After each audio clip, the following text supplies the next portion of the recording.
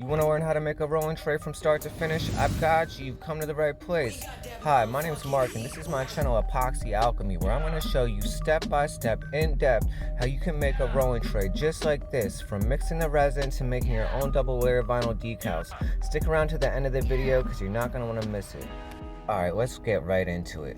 So when weighing out my resin, I like to use these mixing cups that have the measurements on the side because it makes mixing your epoxy in two parts super easy. Before we can mix our epoxy, we have to know exactly how much epoxy we're going to need for our mold. A super easy way to figure out exactly how much epoxy you're going to need is to actually just use water in place of epoxy. Fill your container, see how much you put in there, and then dump it into your mold. And then if you need more, then just add that on, or if you have some left, then subtract that off of your total, and you're gonna have a really pretty close, precise number of exactly how much you're gonna need. Now, I always like to add a little extra than what I actually used here because when, mixing your resin, sometimes, a little bit sticks into the cup, so you wanna account for that. Another thing I like to do is use tape and roll it like this and then dab my mold and get any dust, dirt, or debris off of there. When working with epoxy resin, you always want to make sure you wear gloves and masks and have proper ventilation in your room. You want to mix your epoxy resin in a nice gentle motion forward and backwards for approximately 3 minutes as to not cause no air bubbles. Using the drill with this piece on it's not necessary, but it definitely makes life a lot easier. You want to go ahead and split your epoxy into 3 equal parts. Being that I had 120, I did 40, 40, and 40. These are my wet resin glow powders, and I'm going to go ahead and zero out my scale, and then I'm going to add an equal amount to each cup so that way my colors are all the same shade. For a more vibrant outcome, you definitely want to go on the heavier side when it comes to putting the glow powder in your epoxy. And once you put it in your epoxy, you just want to go ahead and mix it gently, again, not to cause air bubbles, and make sure you really break up the powders because it can actually clot together. It's kind of like sandy in a way. So, and as you can see, I don't use a different popsicle stick each time. I just wipe it off in between with a paper towel with alcohol on it. So you always want to make sure that the surface you're pouring on is a level surface, and I do that by using this adjustable level board. So it has these adjustable legs that you turn clockwise or counterclockwise, and they go up or down, and you use each one until each of these levels on either side lines up in the middle, and once they do, you have a perfect level surface each and every time. So my method when pouring the resin is I like to start in the middle and then pour it on each side, and then use my heat gun in between layers, because what that's going to do, it's going to thin the resin out and it's going to help pop bubbles before they can get down into those cracks and crevices, because once they get down into the bottom, it's really hard to be able to get the bubbles once they're trapped in there. And as you can see there, I was tapping on the level board, causing vibration to bring the bubbles from the bottom of the mold up to the surface. Then I'm just going to go ahead and keep pouring the resin in there. And as you can see, I use my heat gun to warm the resin up to make it come out of the cup because it does stick to the sides. You want to be really careful when doing that because the heat gun will melt the cup. And as well as you want to be careful when heating the resin with the heat gun to not go crazy, because you can flash cure your resin by heating it too hot. And I promise you, once you do that, there's no more working with it. So I want to go ahead and keep popping any bubbles you see using your torch and the heat gun. As I said, use discretion. Then I'm going to go ahead and use this popsicle stick to kind of blend each section together a little better. You don't want to go too crazy, but you see I'm just going in a nice motion, just drawing some lines and helping to blend the colors together a little better. Then one last time with the heat gun and the torch, and I'm going to set it and forget it until tomorrow. Remember, be patient, guys. And here it is 24 hours later. Look at this, guys. Wow, I'm extremely happy with the way it looks so far. When demolding, you want to gently pull the mold away from the sides and then peel it back to make sure it's not stuck. And look at this, guys. I'm very happy with the way it came out. It's exactly how I wanted it to be. And look at it in the black light, it pops even more. So now it's time to make our double layer vinyl decal on our Cricut Maker. You want to go ahead in the design space, get a new canvas. You're going to click upload image, and you're going to click browse. And you're going to go ahead to wherever you have your file saved at. I don't really know where mine is. I'm going to have to look around for it for a second. You see, I have so many, but definitely try to stay organized. But yeah, go ahead, find the file you're looking for, upload it. And then for this, I'm gonna click simple, being that it's a pretty simple design. And what you're gonna do here is, you see all the gray area, you gotta click the gray area so that way it kind of removes the background, leaving only the decal, so the machine knows exactly where to cut. You see how each part I click, then it go ahead and makes it to that checkered pattern, which that means it's on a transparent background, meaning that basically just meaning it's gonna leave the solid parts. And you can see you gotta go into each one and click where it's at. You see how I left that filled in because I missed that spot. So you definitely want to make sure that you get all the areas that need to be cut out, and double check it again. And that's what's good about the preview button there.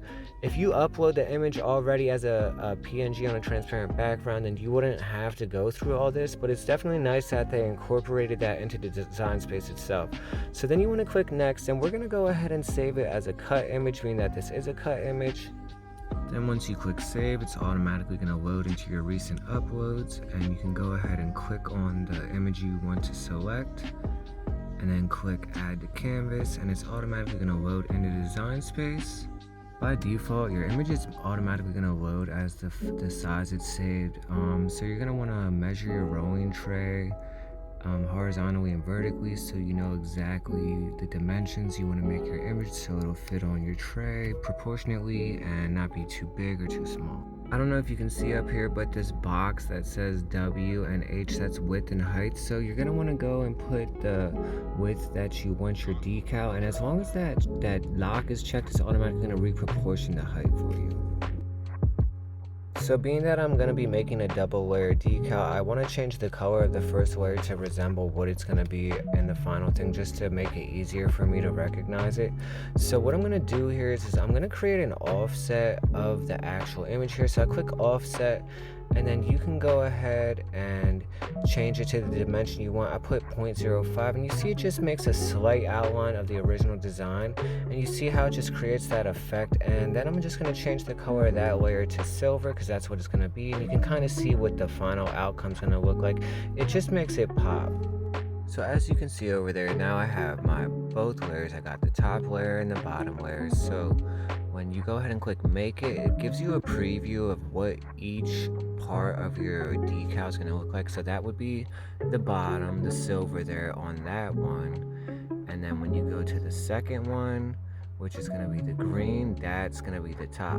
And what you do is you use that as a guide, so you know exactly the size of the piece of vinyl you're going to need to cut out and place on your mat, so that way it cuts within the area.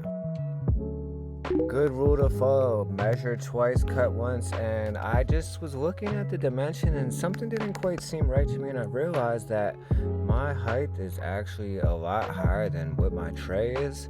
So that's why I say measure twice, cut once, so that way you don't cut the decal out and realize it's too big, and then it's too late and you got to redo it again. So what I'm going to do is I'm going to click the little lock, and what that's going to let me do is going to unlock it so I can just adjust the height without affecting the width. Because if I didn't unlock the lock, it would actually just move both of them proportionally at the same time, and I actually don't want that for what I'm trying to do here, because I want to make it so that way the width stays the same, but the height will be adjusted so that way it will fit within the dimensions of my tray. So as you can see, I just click it and adjust it till it's exactly the size that I want it.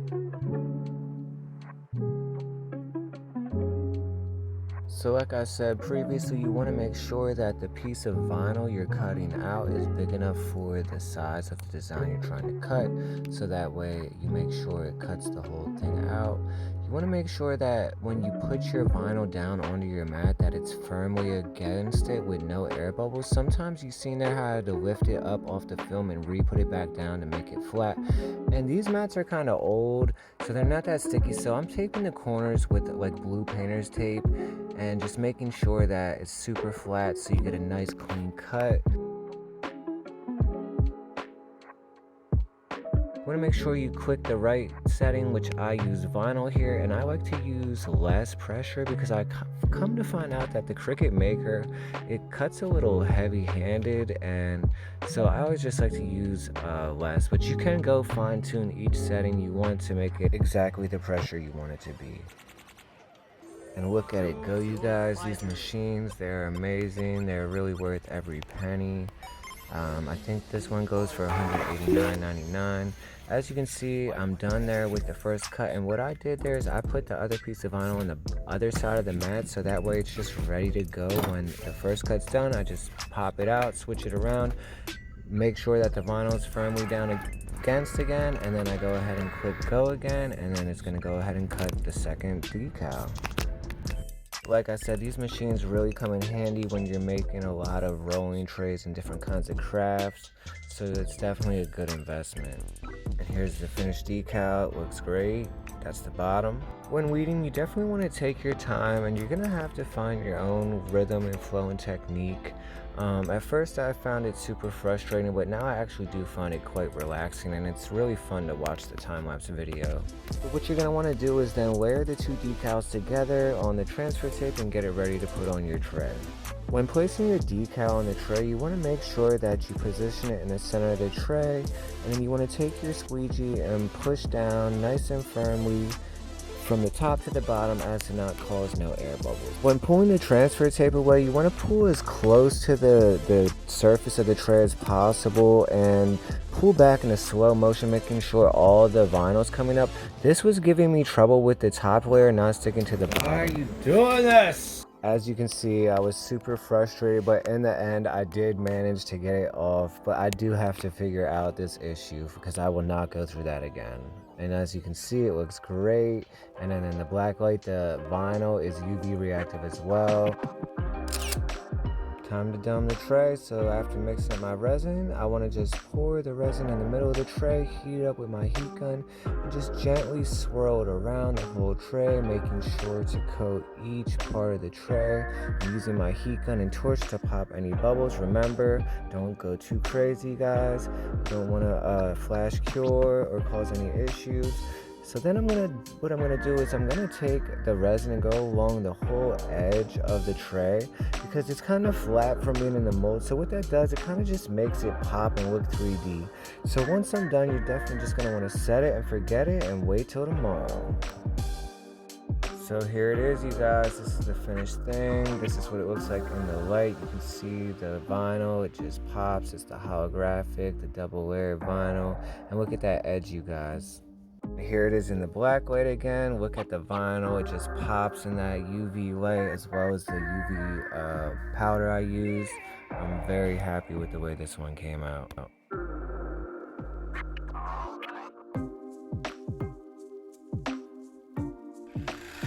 Guys, this is the final thing. I'm really happy with it. As you can see here, how I was doming the edges, it gives it that nice, just that nice classy look all the way around the edge there.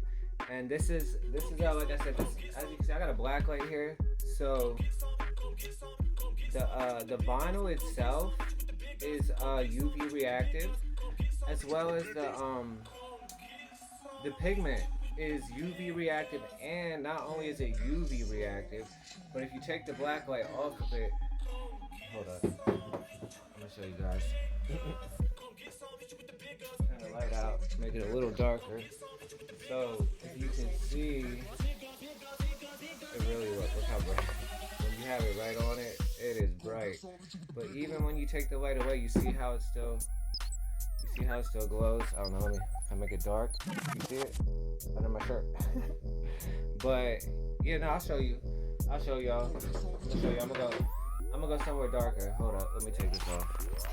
I want you guys to see it, because that's the bonus. It's like it literally charges, and like if you don't want to charge it, you got the black light. Like you can see the black light. That thing makes it crazy, right? But like what I was saying is, now if I go ahead and walk, like, let me go to my little stairs, right? It's a little darker. You see it? See how it still glows? So that's what's nice. Charge it up. If you guys feel like you got any value out of this video, please, man, like the video, drop a comment below, share it with somebody who you feel might find it valuable, and please hit that subscribe button and get notified every time I drop new videos. I'm gonna be showing you all kinds of tips and tricks that I've learned over the past 3 years of making epoxy resin, stoner type art, and you're not going to want to miss out if you want to take things to the next level. Thanks for stopping by. I appreciate y'all.